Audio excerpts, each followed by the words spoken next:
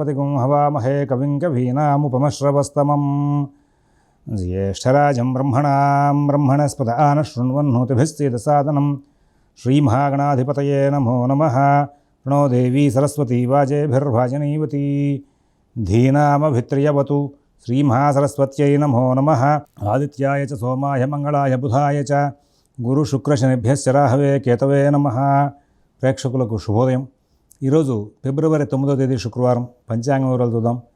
స్వస్తి శ్రీ చాంద్రమాన శ్రీ శోభకృతనామ సంవత్సరం ఉత్తరాయణం హేమంత ఋతువు పుష్యమాసం కృష్ణపక్షం చతుర్దశి ఉదయం 7:45 వరకు ఉండి అమావాస్య ఈ రోజున ఏష్యంగా వచ్చింది। అంటే తెల్లవారితే మరి శనివారం అనగా 5:46 వరకు ఉంది। ఆ తర్వాత మాఘమాసం ప్రారంభమవుతుంది। మరి శ్రవణ నక్షత్రం రాత్రి 12:34 వరకు ఉంది। ఈ రోజున వర్జ్యం నిన్న తెల్లవారుజామున ప్రారంభమైన వర్జ్యం ఈరోజు ఉదయం 7:12 వరకు ఉంది। మరి మళ్ళీ రాత్రి 4:19 నుంచి 4:49 వరకు ఉంది। మరి ఇక్కడ 4:19 నుంచి 5:49 వరకు ఉంది। అమృత ఘడియలు పగలు 2:46 నుంచి 4:16 వరకు ఉన్నాయి। ఈ రోజున ఉదయం 8:50 నుంచి 9:30 వరకు దుర్ముహూర్తం, మధ్యాహ్నం మరలా 12:37 నుంచి 1:22 వరకు దుర్ముహూర్తం। సిజేరియన్ ఆపరేషన్ ప్రిపేర్ అయ్యే వాళ్ళకి సాయంత్రం 4:30 సమయం అనుకూలంగా ఉంది। ఈ రోజున విజయవాడకు సూర్యోదయం 6:34 సూర్యాస్తమయం 5:55 రేపటి రోజున సిజేరియన్ ఆపరేషన్ ప్రిపేర్ అయ్యే వాళ్ళకి మధ్యాహ్నం 2:30 సమయం అనుకూలంగా ఉంది। చాలా ముఖ్యమైన అంశాలని ప్రస్తావన చేయాలి। చక్కటి రోజు అమావాస్య।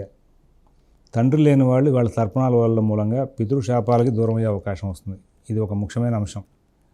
మరొక ముఖ్య విషయం ఏమిటంటే ఇక్కడ ఇవాళ శుక్రవారంతో కూడుకున్న అమావాస్య, చక్కగా లక్ష్మీ అర్చన చేయండి।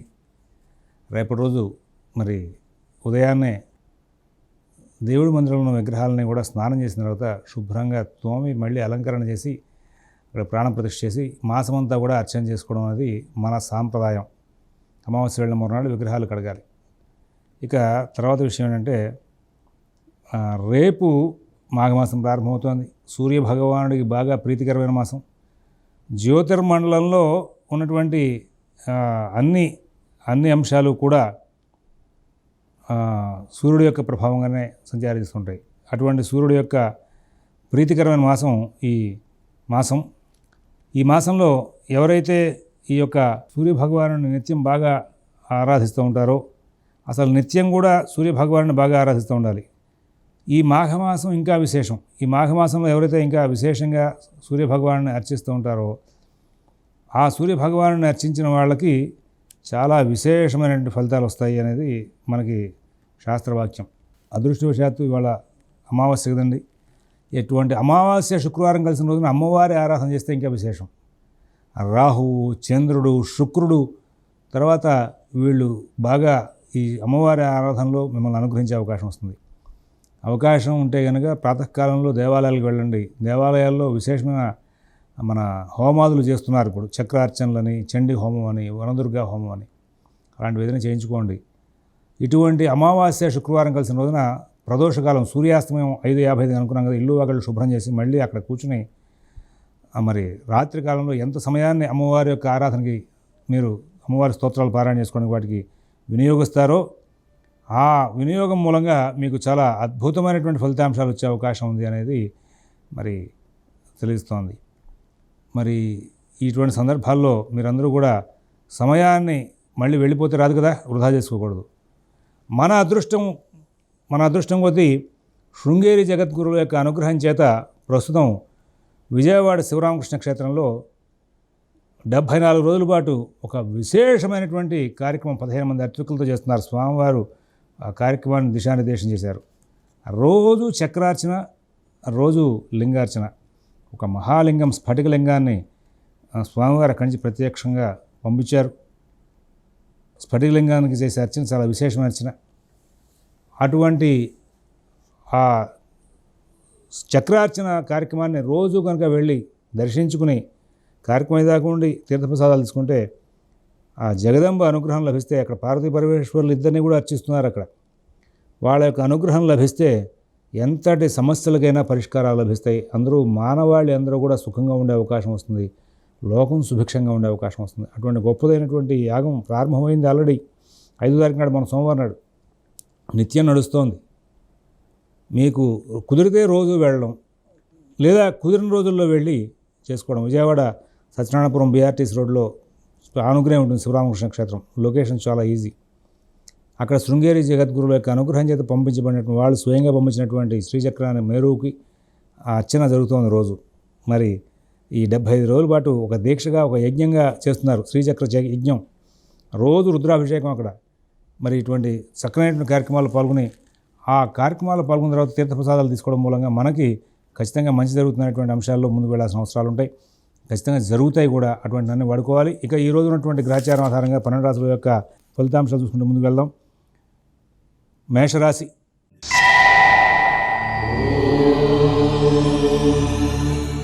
మేషరాశి వాళ్ళకి ఈ రోజున అన్ని కార్యక్రమాలు కూడా చాలా చక్కగా నడుస్తూ ఉంటాయి. కుటుంబ విషయాలు చాలా బాగుంటాయి. ఉద్యోగ వ్యాపార విషయాలు కూడా చాలా బాగుంటాయి. ఆర్థిక ఆరోగ్య విషయాలు చాలా బాగుంటాయి. విదేశీ నివాస ప్రయత్నాలు, స్థిరాస్తి కొనుగోలు ప్రయత్నాలు, కోర్టు వ్యవహారాలు, రుణ వ్యవహారాల్లో కూడా అద్భుతమైనటువంటి ఫలితాలు ఉంటాయి. అన్ని కార్యక్రమాలని కూడా మీరు సానుకూలం చేసుకోవాలి అంటే కనుక ఇవాళ రోజున మీరు ఇంకా విశేషంగా దుర్గా సంబంధమైన స్తోత్రాలు పారాయణ చేసుకుని తర్వాత బయటికి వెళ్ళండి. తద్వారా మీరు ఇంకా మంచి ఫలితాలు పొందే అవకాశం వస్తుంది. విదేశీ నివాస ప్రయత్నాలు, స్థిరాస్తి కొనుగోలు ప్రయత్నాలు, కోర్టు వ్యవహారాలు, రుణ వ్యవహారాల్లో కూడా చాలా మటుకు మంచి ఫలితాలు వచ్చే అవకాశం ఉంటుంది. వృషభ రాశి.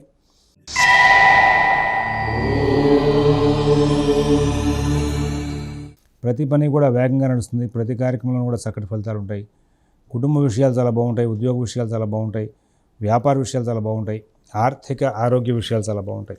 విదేశీ నివాస ప్రయత్నాలు, స్థిరాస్తి కొనుగోలు ప్రయత్నాలు, కోర్టు వ్యవహారాలు, రుణ వ్యవహారాల్లో కూడా చాలా మంచి ఫలితాలు ఉంటాయి. భక్తి కార్యక్రమాల్లో పాల్గొంటారు. పుణ్య కార్యక్రమాలు చేస్తారు.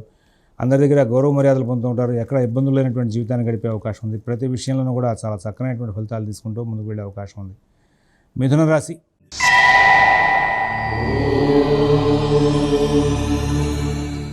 దైనందిన కార్యక్రమాల్లో లాభదాయకమైన ఫలితాలు ఉంటాయి. కుటుంబ విషయాలు చాలా బాగుంటాయి.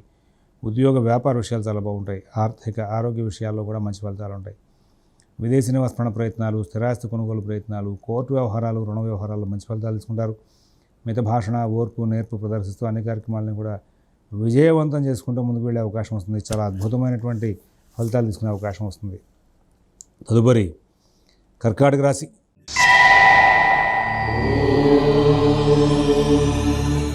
ఈ రోజున చాలా చక్కనైనటువంటి ఫలితాంశాలు తీసుకుంటారు. ప్రతి పనిని కూడా స్వయంగా చూసుకుంటూ, స్వయంగా వీక్షించుకుంటూ ఎక్కడ సమస్యలు ఉన్నాయి, ఎక్కడ సమస్యలు ఉంటే మనం ఎట్లా ప్రవర్తించాలనే విషయంలో ఒక ప్రత్యక్షమైనటువంటి జాగ్రత్తలు తీసుకుంటూ ముందుకు వెళ్తారు.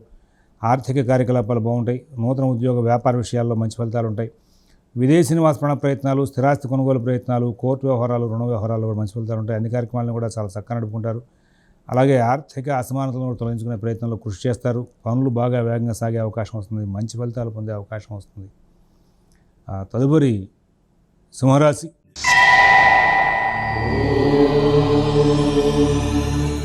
పనులు ఆలస్యమైన సానుకూలంగా అవుతాయి. కుటుంబ విషయాలు చాలా బాగుంటాయి. ఉద్యోగ వ్యాపార విషయాలు చాలా బాగుంటాయి. ప్రతి పనిలోనూ కూడా విజయాలు ఉంటాయి. ప్రతి కార్యక్రమంలో కూడా సానుకూల స్థితి పొందే అవకాశం వస్తుంది. నూతన ఉద్యోగ వ్యాపార విషయాల్లో కూడా మంచి ఫలితాలు ఉంటాయి. విదేశీ నివాస ప్రయత్నాలు, స్థిరాస్తి కొనుగోలు ప్రయత్నాలు, కోర్టు వ్యవహారాలు, రుణ వ్యవహారాలు కూడా ప్రత్యేకమైన శ్రద్ధ, జాగ్రత్త కనబరుస్తూ ముందుకు వెళ్తారు. అన్ని కార్యక్రమాల్లో కూడా విజయాలు సాధించే అవకాశం ఉంటుంది. మీ పనులు మీరు స్వయంగా చూసుకుంటూ ముందుకు వెళ్తారు. ఎక్కడ ఇబ్బందులు లేనటువంటి జీవితాన్ని గడిపే అవకాశం ఉంది. తదుపరి కన్యారాశి.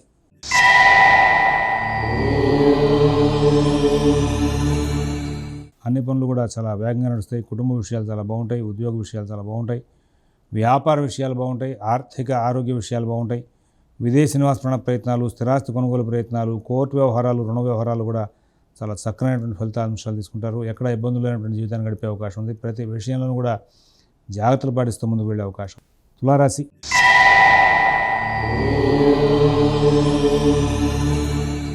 ఈ తులారాశి వాళ్ళు ఈ రోజున చాలా జాగ్రత్తలు పాటిస్తారు. కుటుంబ విషయాల్లో మంచి ఫలితాలు ఉంటాయి. ఉద్యోగ వ్యాపార విషయాల్లో మంచి ఫలితాలు ఉంటాయి. అనుకున్న పనులు జాగ్రత్తగా పూర్తి చేసుకుంటారు. భవిష్యత్ ప్రణాళికలు బాగా నడిచే అవకాశం ఉంది. భవిష్యత్తు మీద ఆశ జనిస్తుంది. ప్రతి విషయంలో కూడా విజయాలు సాధిస్తారు. నూతన ఉద్యోగ వ్యాపార విషయాల్లో కూడా సత్ఫలితాలు తీసుకునే అవకాశం వస్తుంది. వృశ్చిక రాశి.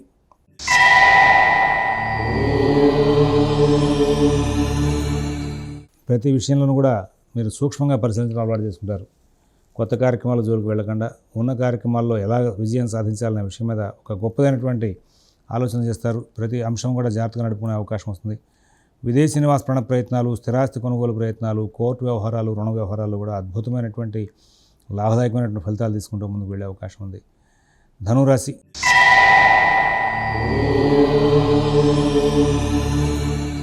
గ్రహచారం చాలా అద్భుతంగా ఉంది, అనుకూలంగా ఉంది. కుటుంబ విషయాలు బాగుంటాయి, ఉద్యోగ వ్యాపార విషయాలు బాగుంటాయి, ఆర్థిక ఆరోగ్య విషయాలు బాగుంటాయి.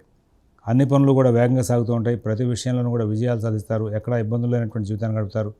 అందరూ మీకు బాగా సహకారం చేసే అవకాశం ఉంది. గత సమస్యలకి పరిష్కారాలు లభించే అవకాశం ఉంది. ప్రతి విషయంలోనూ కూడా మీరు విజయాలు సాధిస్తూ ముందుకు వెళ్తారు. అలాగే ఈ గతంలో జరిగినటువంటి కొన్ని చెడు అనుభవాలు ఇప్పుడు మీకు భయాందోళన పోగొట్టి మీకు మంచి మార్గం వైపు నడిపిస్తాయి. అన్ని కార్యక్రమాలను కూడా సానుకూలం చేసుకుంటారు. మకర రాశి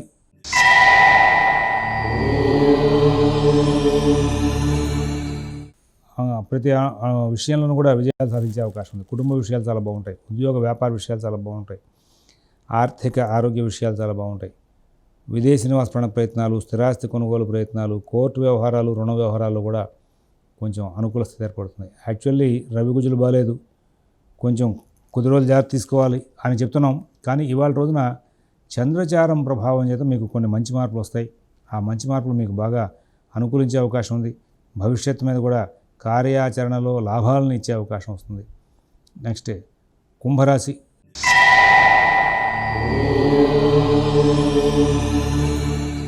చాలా జాగ్రత్తలు తీసుకోవాలి. ప్రమాదాలు జరిగే అవకాశం వస్తుంది. ఏదైనా ఇబ్బందులు వచ్చే అవకాశం వస్తుంది. గాయాలయ్యే అవకాశం వస్తుంది. ప్రత్యక్షంగా మీకు సమస్యలు ఎదురయ్యే అవకాశం వస్తుంది. జాగ్రత్తలు పాటిస్తూ ముందుకు వెళ్ళాలి. కుటుంబ విషయాల్లో జాగ్రత్తలు తీసుకోవాలి. ఉద్యోగ వ్యాపార విషయాల్లో జాగ్రత్తలు తీసుకోవాలి. రాబోయే 2-3 రోజుల పాటు కొన్ని కొత్త ప్రయాణాలు చేయడం కానీ, దూర ప్రాంత ప్రయాణాలు చేయడం కానీ పనికిరాదని చెప్పి సూచిస్తున్నాం. మీన రాశి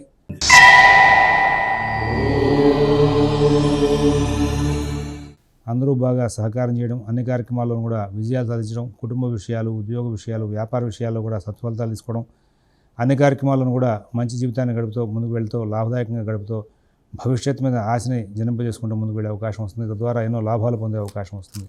స్వస్తి ప్రజాభ్యః పరిపాలయంతాం న్యాయ్యేన మార్గేణ మహీన్ మహేషాః గోబ్రాహ్మణేభ్యః శుభమస్తు నిత్యం. లోకాః సమస్తాః సుఖినో భవంతు.